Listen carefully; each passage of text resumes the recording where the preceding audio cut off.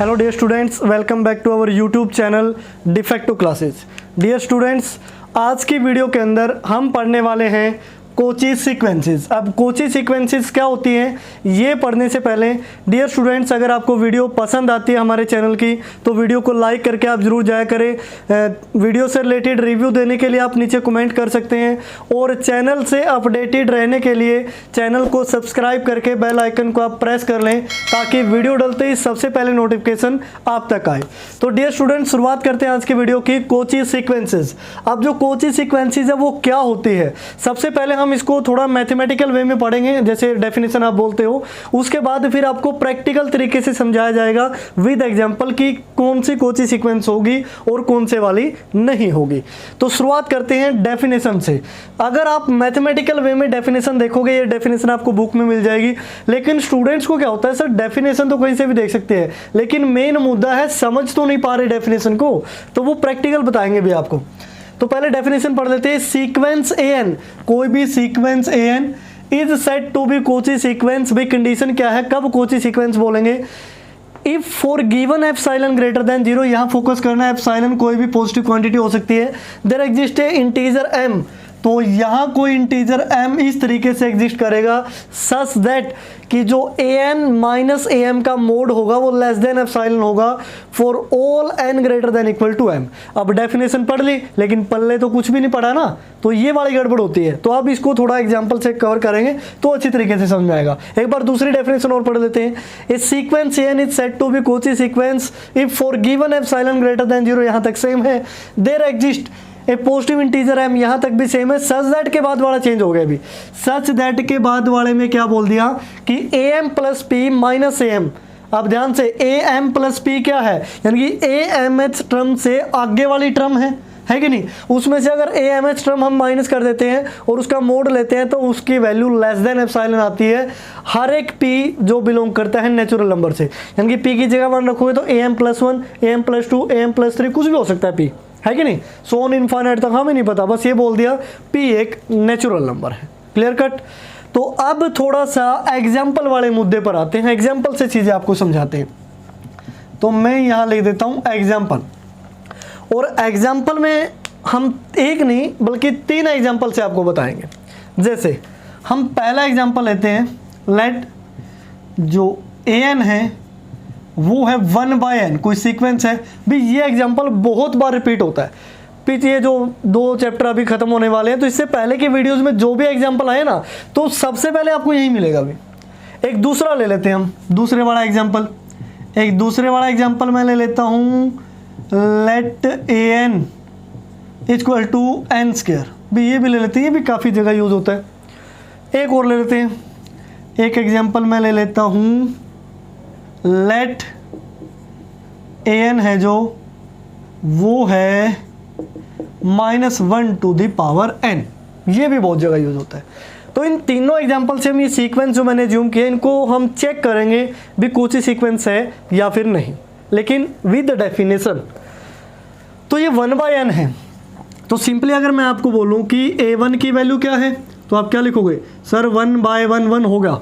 a2 की value check करोगे तो 1/2 हो गया। a3 की वैल्यू चेक करोगे 1/3 हो गया। मैं बोल रहा हूँ a10 की वैल्यू निकाल दो, तो a10 ऐसे ऐसे ऐसे a10, तो आप लिख दोगे 1/10। तो सिंपली है। a11 में आप लिख दोगे 1/11, a12 में आप लिख दोगे 1/12। अब आप सोच रहे होंगे सर कितना लिखोगे, रुक जाओ 1/13 तक तो लिख ही लेते हैं, आगे जरूरत पड़ी तो लिखेंगे, अदरवाइज नहीं लिखेंगे। तो यहाँ से देखिए, मुद्दा समझिए ध्यान से। भी वो क्या है, भी मुद्दा क्या है, कैसे हमने समझना है। मैं यहाँ पे लेट सपोज ये लाइन ड्रॉ कर लेता हूँ। यहाँ पे मान लिया फर्स्ट टर्म है किसी सीक्वेंस की, इसी की है, फिर यहाँ सेकंड टर्म है, थर्ड टर्म है, सो ऑन, लास्ट में nth टर्म है कि नहीं, और n की वैल्यू इनफाइनाइट तक जा सकती है, हमें नहीं पता क्या है। अब nth टर्म से पहले कहीं ना कहीं mth टर्म भी होगी, उसके बाद nth टर्म आई है कि नहीं। तो ये यहाँ से लेके और यहाँ तक ये सीक्वेंस के कुछ टर्म लिखे हैं मैंने इस लाइन के ऊपर। अब इसकी डेफिनेशन क्या कहती है वो देखिए। ये बोल रहा है कि an माइनस am का मोड लेस देन एप्सिलॉन हो for all n greater than equal to m। यानी कि अगर किसी पर्टिकुलर टर्म के बाद की मान लिया ये ए एम है जो ये कोई पर्टिकुलर टर्म है, इसके बाद की आप जो भी टर्म लेते हो उनमें से किन्हीं दो को उठा लो और उनका गैप देखोगे ना, उनका गैप का जैसे मोड लोगे माइनस करके, तो वो गैप लेस देन एप्सिलॉन आना चाहिए। और एप्सिलॉन भी पॉजिटिव क्वांटिटी है, एप्सिलॉन 0.1 हो सकता है, एप्सिलॉन 0.2 हो सकता है, एप्सिलॉन 0.3 हो सकता है। वो डिपेंड करता है स्टेटमेंट पे भी आपने क्या लेना है कि नहीं। एप्सिलॉन 0.00001 भी हो सकता है लेकिन 0 नहीं हो सकता, क्योंकि सिंपली लिखा है फॉर एप्सिलॉन ग्रेटर देन 0, यानी कि तो 0 तो हो ही नहीं सकता ना। तो ये होगा। तो ये बोल रहा है कि इस m के बाद की कोई भी दो टर्म उठा लो, यहाँ पे लाखों हजारों करोड़ों पता नहीं कितनी टर्म पड़ी हैं, तो इनमें से मैं कोई भी दो उठा ले लेता हूँ। मान लिया कि मैंने उठा ली am+1 वाली टर्म, यानी कि am से जस्ट अगली टर्म, इसमें से मैं am माइनस कर दूँ और उसका कर लूँ मोड।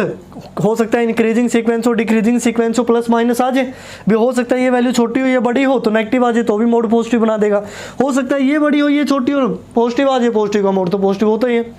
ये वैल्यू आपकी लेस देन क्या होनी चाहिए, एप्सिलॉन होनी चाहिए।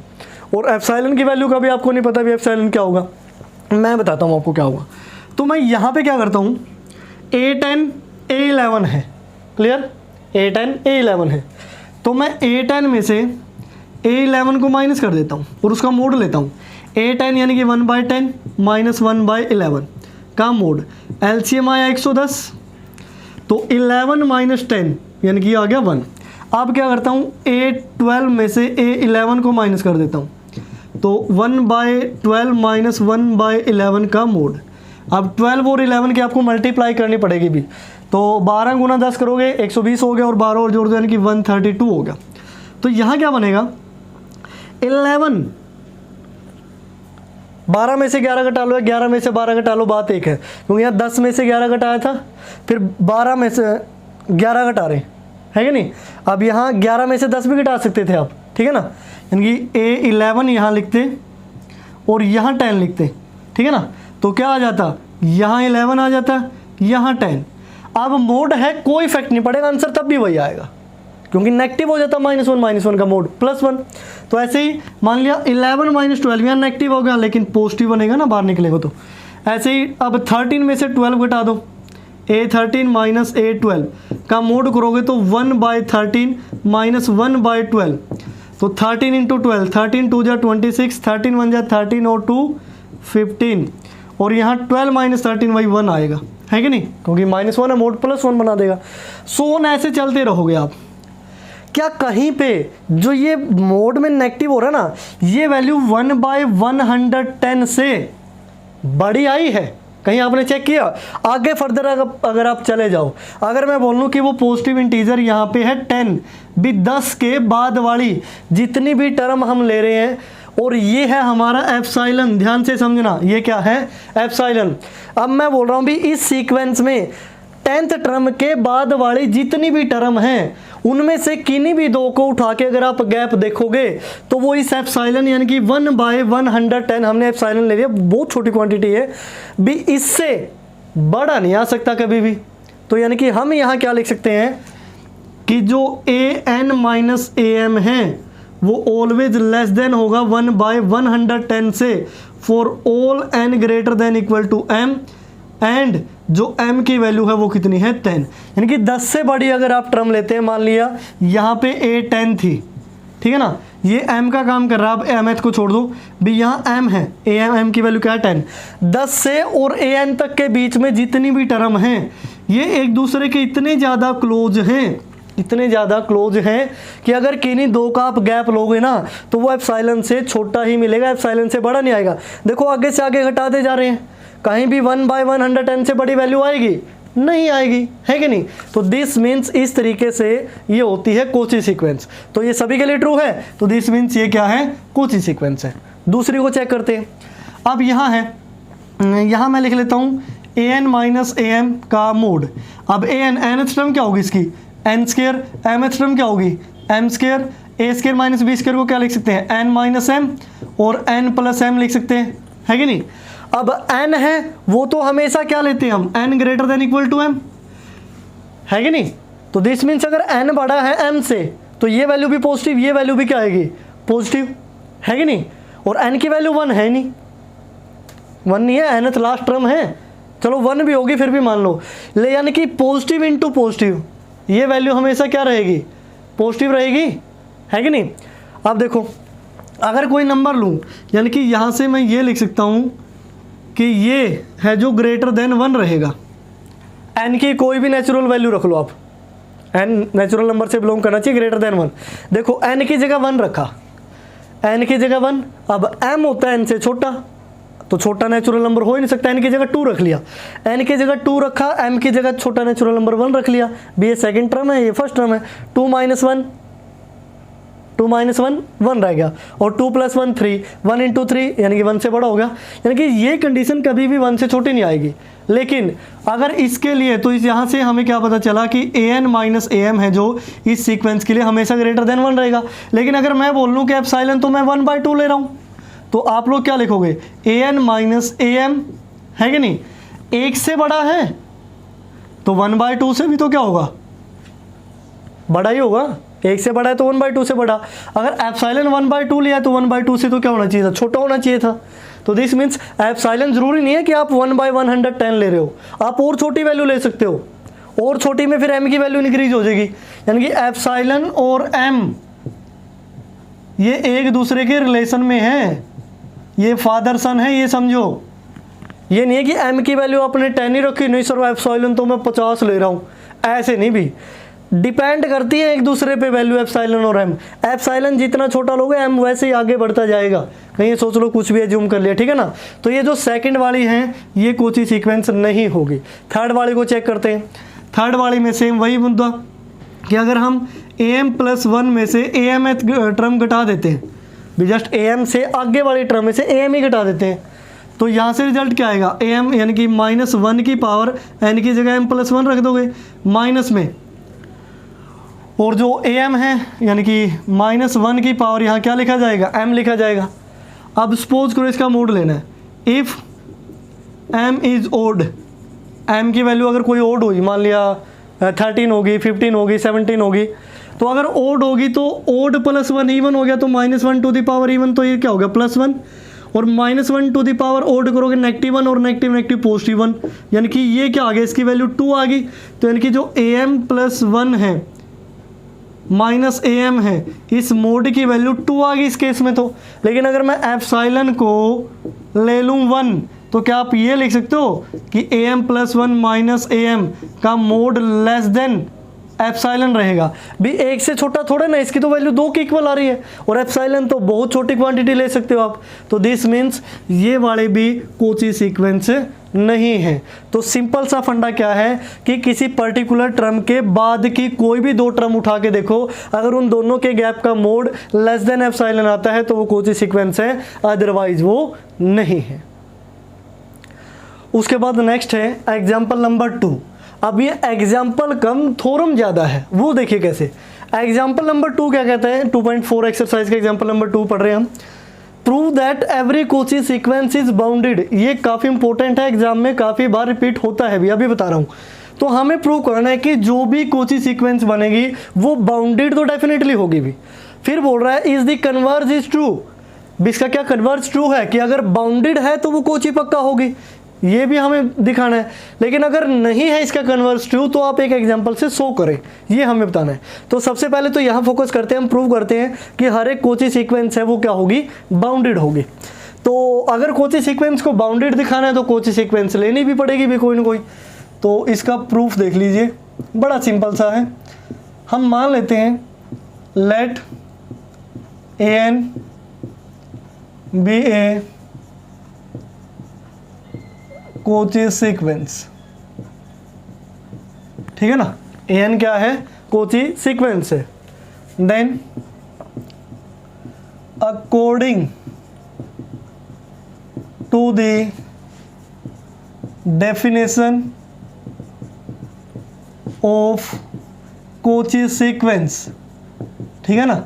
जो कोची सीक्वेंस की डेफिनेशन है वो क्या कहती है, here for any epsilon greater than 0 there exists a positive integer m, positive integer m वो किस तरीके से एग्जिस्ट करेगा, सच दैट कि an माइनस am का मोड है लेस देन एप्सिलॉन होगा for all n greater than equal to m के लिए। तो ये मैंने डेफिनेशन लिखी और कुछ नहीं है। अब इसको हमें प्रूव करना है कि ये बाउंडेड हो जाएगी, कोई भी ले लो चाहे। अब अगर मैं an को कोई एक सीक्वेंस मान के बाउंडेड दिखा देता, वो तो एक पर्टिकुलर उसको बाउंडेड दिखाया, कि अब तो दूसरी कोई सीक्वेंस ऐसी हो वो बाउंडेड ना हो, तो हम इसमें एज्यूम नहीं कर सकते इस टाइप की चीज़ों में। तो अब यहाँ से देखिए, अब ये कंडीशन हमें गिवन है, तो यहाँ से अगर मैं मोड को हटा दूँ तो ऐसे लिख सकता हूँ an माइनस am की जो वैल्यू है वो ग्रेटर देन माइनस एप्सिलॉन और लेस देन प्लस एप्सिलॉन से होगी for all n greater than equal to n। ये मोड को हटाने का प्रोसेस आपको पता होना चाहिए, प्रीवियस वीडियो देख चुके हैं तो आपको डेफिनेटली पता होगा। Adding am both side, am को ऐड करोगे तो this means an term minus epsilon less than होगी am से, यहाँ से am कैंसिल हो जाएगा और यहाँ am plus epsilon for all n greater than equal to m। ये बोल रहा है कि all n greater than equal to m के लिए जो nth टर्म है वो am माइनस एप्सिलॉन और am प्लस एप्सिलॉन के बीच लाई करेगी। अब इसको ऐसे समझो भी, ये कोई चलो लाइन ही नहीं बनाते भी, हम बिना लाइन के बता देते हैं आपको भी। यहाँ कोई a1 है, term a2 a3 so on चलते जा रहे हैं, यहाँ कोई am है कि नहीं, और यहाँ चलते जा रहे हैं, यहाँ पे कोई an है, इस तरीके से, ठीक है ना। अब यहाँ से रिजल्ट क्या है, an है जो am माइनस एप्सिलॉन और am प्लस एप्सिलॉन के बीच है। तो am माइनस एप्सिलॉन करोगे तो इससे थोड़ा इधर आएगा, मान लिया इधर आ गया ये कि am माइनस क्या आया एप्सिलॉन, और am प्लस एप्सिलॉन इधर चला गया। अब मैं थोड़ा बड़ा इस वजह से लिख रहा हूँ ताकि आपको दिखे, वरना एप्सिलॉन इतनी छोटी क्वांटिटी है, am के मैं इधर बिंदु लगा दूं एक और एक इधर बिंदु लगा दूं, ऐसे भी डिनोट कर सकता हूं, लेकिन वहां से आपको दिखेगा नहीं, समझ में नहीं आएगा। बस सपोज करो कि बहुत क्लोज है ये इंटरवल, है कि नहीं। तो ये हमने यहाँ से देख लिया। उसके बाद अब हम मान लेते हैं लेट कोई k1 है जो मिनिमम वैल्यू है इन सब की, a1 से लेके a2 से लेके a3 सो ऑन, लास्ट में am माइनस 1 यानी कि am से पीछे वाली टर्म, और उसके बीच में आ रहा है am माइनस एप्सिलॉन यहाँ तक, यानी कि मान लिया यहाँ पे am माइनस 1 वाली टर्म है इससे पिछली, और am माइनस एप्सिलॉन इन दोनों के बीच में है, ठीक है ना। तो इसकी क्या मान ली, मिनिमम वैल्यू, एंड k2 मैंने मान लिया मैक्सिमम वैल्यू। मैक्सिमम वैल्यू किसकी, a1 से लेके a2 a3 so on, am minus 1 am minus epsilon फिर am प्लस एप्सिलॉन, भी इनमें से सबसे बड़ा है k2। अब देखो k1 ये जितनी भी टर्म है यहाँ से लेके यहाँ तक सबसे छोटी वैल्यू है, सबसे छोटी। अब वो k1 की वैल्यू a1 के भी इक्वल हो सकती है, a2 भी हो सकता है कि सबसे छोटा यही हो सीक्वेंस में, इसमें यहाँ से लेके a1 से लेके am माइनस एप्सिलॉन तक भी कोई भी वैल्यू हो सकती है सबसे छोटी, है कि नहीं। अगर वो am माइनस एप्सिलॉन होगी तो भी ऐसी बात है, इससे बड़ा होगा। अगर वो सबसे छोटी वैल्यू है तो nth टर्म तो उससे क्या होगी, बड़ी होगी। तो सिंपल सा यहाँ से हमें क्या मिला, दिस इम्प्लाइज जो k1 है वो लेस देन इक्वल टू रहेगा an से, और अगर k2 मैक्सिमम वैल्यू है, अब k2 क्या पता ये हो, क्या पता ये हो, क्या पता ये हो, कोई भी हो सकता है वो, है कि नहीं। तो दिस मीन्स अब मैक्सिमम वैल्यू है सबसे बड़ी वैल्यू, सबसे बड़ी वैल्यू से तो nth टर्म क्या होगी, छोटी होगी, क्योंकि इनमें से तो ले नहीं सकते अगर छोटी है तो, सबसे बड़ी। तो यानी कि this means less than equal to क्या आया, ओ सॉरी k2 लिख दिया, यहाँ k1 लिखना था, और यहाँ क्या आएगा k2। तो यहाँ से हमें क्या पता चला कि इसके जो nth टर्म है वो k1 और k2 के बीच लाई करती है, और nth टर्म तो कुछ भी हो सकती है, for all n belongs to natural number. अब नेचुरल नंबर रखते जाओ, तो यहाँ से पता चला कि इसका लोअर बाउंड भी है, अपर बाउंड भी है। तो हम क्या कह सकते हैं, hence we can say that every Cauchy sequence is bounded. तो वो क्या होगी, बाउंडेड होगी भी, है कि नहीं। लेकिन उसके साथ क्या पूछा गया कि क्या कन्वर्ज ट्रू है। अब कन्वर्ज देख लीजिए, कन्वर्ज बेचारा क्या कहता है, इसको तो जल्दी प्रूव कर देंगे। कन्वर्ज कहता है कि अगर बाउंडेड हो कोई सीक्वेंस तो वो हमें बताना है भी कोची सीक्वेंस बनेगी या फिर नहीं बनेगी, है कि नहीं। अगर बाउंडेड है यानी कि ये गिवन है और ये प्रूव करना है, तो एक एग्जांपल से दिखाना है। मैं बोल रहा हूँ भी ऐसा कोई ज़रूरी नहीं है कि जो बाउंडेड है वो कोची भी हो, क्योंकि अभी हमने एग्जांपल देखा था, अभी इसी वीडियो में मैंने क्या लिया था, an को मैंने लिया था -1 टू द पावर n। अब -1 टू द पावर n इस सीक्वेंस में वैल्यू क्या आएगी, -1 +1 -1 +1 -1 +1 सो ऑन। अब इस सीक्वेंस का जो रेंज सेट बनेगा, रेंज सेट वो क्या बनेगा भाई, -1 और 1, यानी कि यहाँ से जो an है वो ग्रेटर देन इक्वल टू -1 है और लेस देन इक्वल टू क्या है 1 for all n belongs to natural number. This means ये क्या है, बाउंडेड है, लेकिन अभी हमने क्या प्रूव किया था कि ये कोची सीक्वेंस नहीं हो सकती। तो दिस मीन्स इसका कन्वर्ज ट्रू नहीं है। ये ऑलरेडी अभी पीछे वाले एग्जांपल में मैंने प्रूव कर दिया था कि ये बाउंडेड जरूर है, बाउंडेड की जगह हर जगह यही एग्जांपल दिया जाता है -1 टू द पावर n, लेकिन ये कोची सीक्वेंस तो नहीं है, अभी हमने सोल्व तो किया था पीछे। तो इस तरीके से इसका कन्वर्ज ट्रू नहीं होगा। उसके बाद नेक्स्ट है Kochi journal principle of convergence. भी ये कोची का जो जर्नल प्रिंसिपल था कन्वर्जेंस से लेकर, ये क्या कहता था भी, तो स्टेटमेंट है a sequence is convergent if and only if it is Cauchy sequence. अब ये बोल रहे हैं कि वो सारी सीक्वेंस कन्वर्जेंट होंगी अगर वो कोची है। अगर थोड़ा अलग वे में पढ़े, भी एक सीक्वेंस इज कन्वर्जेंट यानी कि सीक्वेंस कन्वर्जेंट होगी सिर्फ किस कंडीशन पे, if and only if it is Cauchy sequence. भी वो कन्वर्जेंट होगी लेकिन उसके लिए उसका कोची होना जरूरी है। अगर कोची नहीं है तो वो हो भी सकती है, नहीं भी होती है, वो बाद की बात है, लेकिन अगर वो कोची है तो डेफिनेटली क्या होगी, कन्वर्जेंट होगी। तो हम इसमें देखते हैं प्रूफ।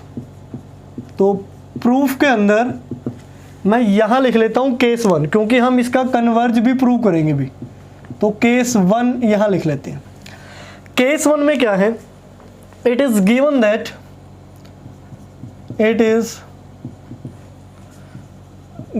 दैट कि जो सीक्वेंस है an इज कन्वर्जेंट। भी an कोई सीक्वेंस है वो क्या गिवन है, कन्वर्जेंट। तो हम मान लेते हैं let limit n tends to infinite, an की वैल्यू है जो वो l है, ठीक है ना, यानी कि वो l को कन्वर्ज कर रही है, ये मान रहे हैं। तो then for any epsilon greater than 0 there exist a positive integer m such that. अब according to the definition of convergent हम क्या कह सकते हैं, भी हमने मान लिया कि वो l को कन्वर्ज कर रही है, कोई भी नंबर हो सकता है, l ले सकते हो, a ले सकते हो, p ले सकते हो। तो कन्वर्जेंट की डेफिनेशन क्या कहती है कि an माइनस अगर आप l का मोड लेते हो तो वो लेस देन एप्सिलॉन आएगा for all n greater than equal to m के लिए, है कि नहीं। ये हमने साबित कर दिया। एंड यहाँ से मैं क्या लिख सकता हूँ, यहाँ लिखा है मैंने n greater than equal to m। भी n की वैल्यू m के इक्वल भी हो सकती है, तो n की जगह हम m लिख ले तो हम क्या लिखेंगे, am माइनस l है जो वो भी लेस देन क्या होगा, एप्सिलॉन होगा। अब देखिए यहाँ मैं एप्सिलॉन भी ले सकता हूँ, एप्सिलॉन बाई 2 भी ले सकता हूँ, एप्सिलॉन बाई 3 भी ले सकता हूँ। वो अकॉर्डिंग टू कंडीशन हमें लेना पड़ता है, क्योंकि एप्सिलॉन एक पॉजिटिव क्वांटिटी है, एप्सिलॉन बाई 2 करोगे तो भी पॉजिटिव, एप्सिलॉन बाई 3 करोगे तो भी पॉजिटिव। तो यहाँ पे मैं एप्सिलॉन ना लेके दोनों जगह एप्सिलॉन बाई 2 ले लेता हूँ।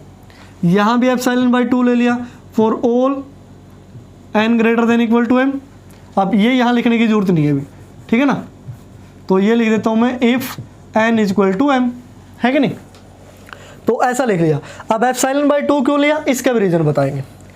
तो अब हम क्या करते हैं इसके अंदर, an minus L less than epsilon by 2, ये भी लेस देन एप्सिलॉन बाई 2 ले लिया, क्लियर कट। अब देखिए यहाँ से मैं एक वैल्यू लिखता हूँ an माइनस am का मोड, इसकी वैल्यू हम निकालते हैं, क्योंकि कोची सीक्वेंस प्रूव करनी है तो उसके लिए इसका तो यूज़ करना पड़ेगा, इसी से रिलेटेड हमें कुछ चाहिए। तो इसको हम लिखने का स्टाइल चेंज कर लेते हैं, an माइनस am, इसमें l प्लस कर देते हैं, l माइनस कर देते हैं। भी सेम वैल्यू प्लस के सेम वैल्यू माइनस कोई इफेक्ट नहीं पड़ेगा, वही रहेगा, ठीक है ना। तो यानी कि इसको मैं क्या लिख सकता हूँ, an माइनस am। अब ये लेस देन इक्वल टू हो जाएगा, इन दोनों का मोड अलग अलग कर लेते हैं, मोड यानी कि an माइनस एल का मोड अलग ले लेते हैं, है कि नहीं। और देखो AM नेगेटिव है, L नेगेटिव है, दोनों का नेगेटिव ले लो, यानी कि बात है कि नेगेटिव पॉजिटिव वाला तो कोई चक्कर नहीं होता। यहाँ मैंने लिखा है AN minus L, AN minus L, clear. लेकिन यहाँ L माइनस AM है, लेकिन अगर मैं मोड लेके इसको क्या लिखूं, AM माइनस L लिखूं, क्या कोई इफेक्ट पड़ेगा? भी 2 में से 4 घटा लो या 4 में से 2 घटा लो, मोड ओके तो 2 ही आएगा, है कि नहीं? तो इस चीज़ में कंफ्यूज मत हो जाना कि सर यहाँ L माइनस का AM था, आपने प्लस को लिख दिया, क्योंकि ये मोड है भी, हम ऐसा कर सकते हैं। और अगर किसी भी एक चीज़ के मोड को 2 में तोड़ा जाता है तो वो लेस देन इक्वल टू का साइन आ जाता है, क्लियर। तो ये लेस देन इक्वल टू का साइन आ गया। अब यहाँ से तो AN माइनस AM का mod less than equal to, AN minus L की वैल्यू क्या है, एप्सिलॉन बाई 2, प्लस ये भी कितना है, एप्सिलॉन बाई 2, है कि नहीं? यहाँ लेस देन भी लगा सकते हो आप, इन चीज़ों से कोई इफेक्ट नहीं पड़ता। तो AN माइनस AM का मोड दोनों को ऐड करोगे तो क्या बना, एप्सिलॉन बना कि नहीं, for all n greater than equal to m, ये तो मैं लिखना रह गया था यहाँ, for all n greater than equal to m। अब ध्यान से चेक करिए, ये जो डेफिनेशन है ये किसकी है, ये डेफिनेशन है कोची सीक्वेंस की, और लेके क्या चले थे भी, ये कन्वर्जेंट है, कन्वर्ज करेगी L को, साबित क्या कर दिया कि ये कोची होगी, तो हम क्या लिख सकते हैं, hence this sequence AN is Cauchy sequence, ठीक है ना। तो ये क्या होगी, कोची सीक्वेंस होगी, हमने प्रूव कर दिया। अब थोड़ा उल्टा लेके चलते हैं, कन्वर्ज।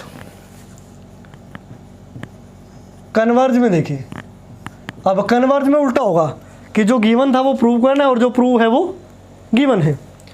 अब यहाँ पे गिवन क्या था, भी कन्वर्जेंट है, तो ये हमें प्रूव करना होगा। अब यहाँ प्रूव क्या करना था, कोची सीक्वेंस, तो ये गिवन होगा, तो हम यहाँ लिख देते हैं, it is given that AN is a Cauchy sequence, then अगर ये Cauchy sequence है, AN माइनस AM का जो मोड है वो लेस देन एप्सिलॉन होगा for all n greater than equal to m where epsilon greater than 0।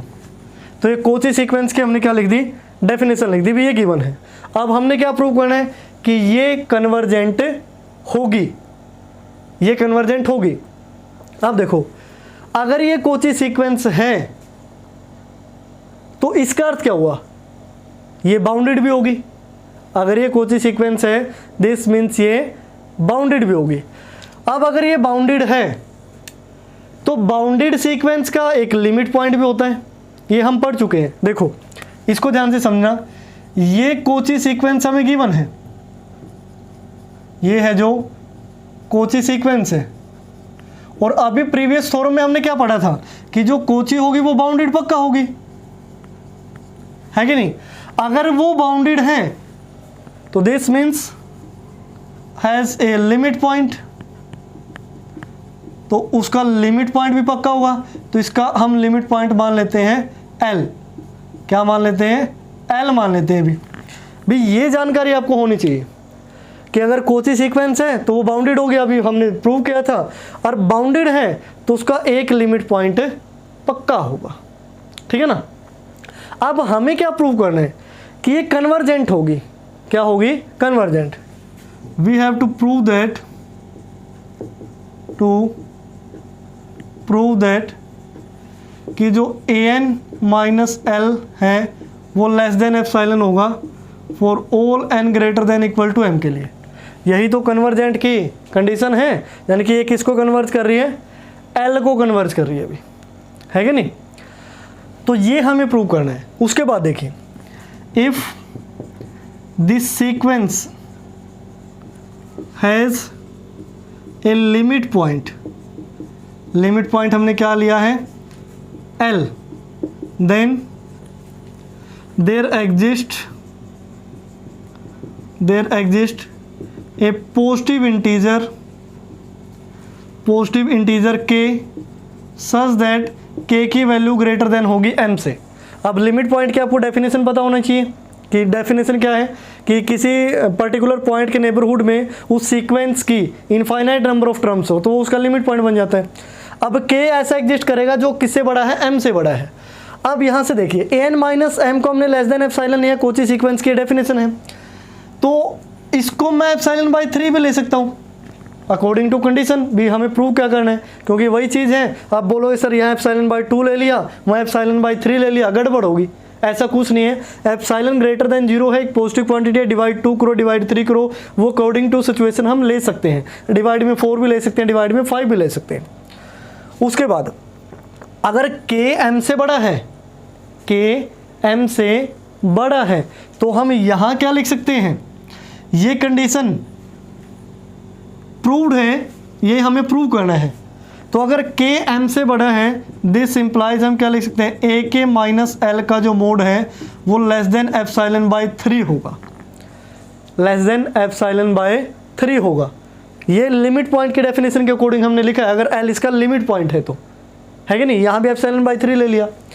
And अब ये जो k है वो m से बड़ा है, और यहाँ n m से, हर एक n जो m से बड़ा है उसके लिए हम ये लिख सकते हैं, ये हमें प्रूव करना है कि नहीं।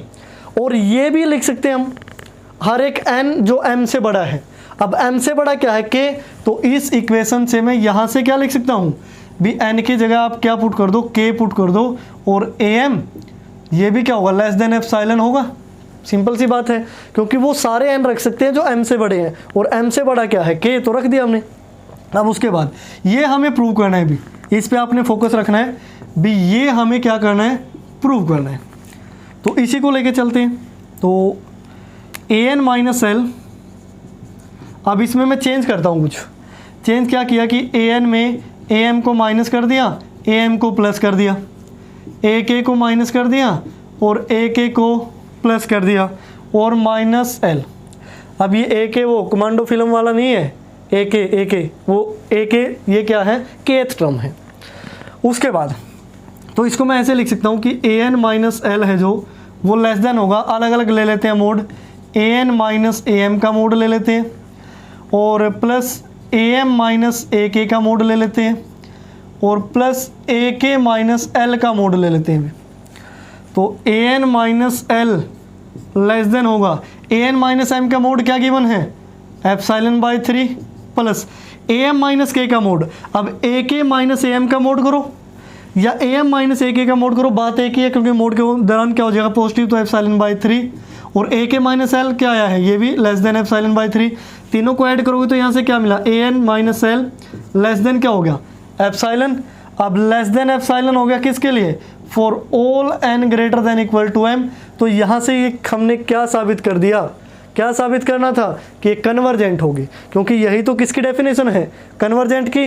तो दिस मीन्स ये जो सीक्वेंस है वो कन्वर्जेंट भी हो जाएगी भी, ठीक है ना। तो इसका कन्वर्ज भी ट्रू है, और सीधा तो ट्रू है ही। तो ये है भी कोची का जनरल प्रिंसिपल ऑफ कन्वर्जेंस, जो आपको अच्छी तरीके से आना चाहिए। तो सारी चीज़ अगर आपको क्लियर कट समझ में आ रही है तो अच्छी बात है, लेकिन फिर भी अगर थोड़े बहुत डाउट रहते हैं तो वीडियो को रिवाइंड करके आप देख लिया करें, बैक ले जाएं, दोबारा से देखें, क्योंकि जब भी हम किन्हीं चीज़ों को 2-3 बार देख लेते हैं ना, तो वो चीज़ें पकड़ में आ जाती हैं। यानी कि जितनी ज़्यादा प्रैक्टिस उतनी ही चीज़ें आसान, और जितनी कम प्रैक्टिस उतनी ही चीज़ें मुश्किल हो जाएंगी। तो डियर स्टूडेंट्स, आज की वीडियो में फ़िलहाल इतना ही। नेक्स्ट वीडियो में हम मिलेंगे एक्सरसाइज 2.4 के साथ। तो तब तक के लिए देखते रहिए डिफेक्टो क्लासेस।